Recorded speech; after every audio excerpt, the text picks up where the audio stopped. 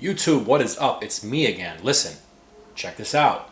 This video, we're going to be modding the Andis Zephyr to swap blades. This blade pulls a little bit under some circumstances. We're going to pop in a Phantom Blade. So if you are new to this channel, follow along. We post videos every week on barber gear, reviews, and haircuts.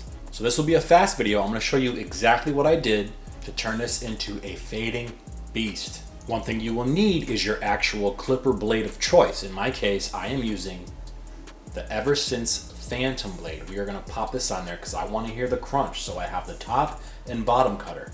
Along with that, you will need a cam that will actually fit on the Andis Zephyr. In this case, with trial and error, lots of it, I ended up getting this. This is the TPOB Go Clipper cam, and it happened to fit perfectly with very minimal noise difference from the original cam that goes on the Zephyr. So we're gonna pop that on, pop the blade on it, and we're good to go. Let's go check it out. Okay, so here we are with all the parts that are needed to get this done. And the first thing you're gonna do is you're gonna take off the blade. So let's take the blade off.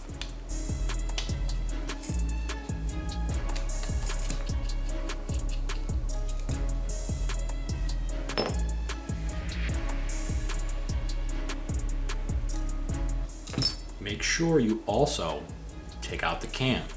So just be careful when you're pulling it apart. And what I'm talking about, so you get a good view, is there are two metal inserts in here. I've had one pop out before and it was hard finding it. So just be careful. Now we're gonna go ahead and put the TPOB Go cam in there.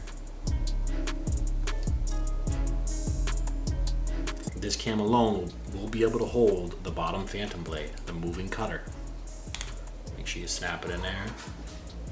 But so far, all we have to do is put the new blade on, pop the screws in.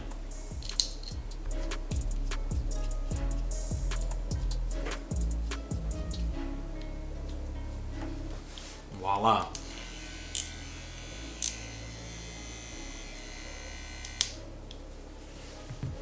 Now, that mod was not hard at all, and I got 4 reasons why I did it.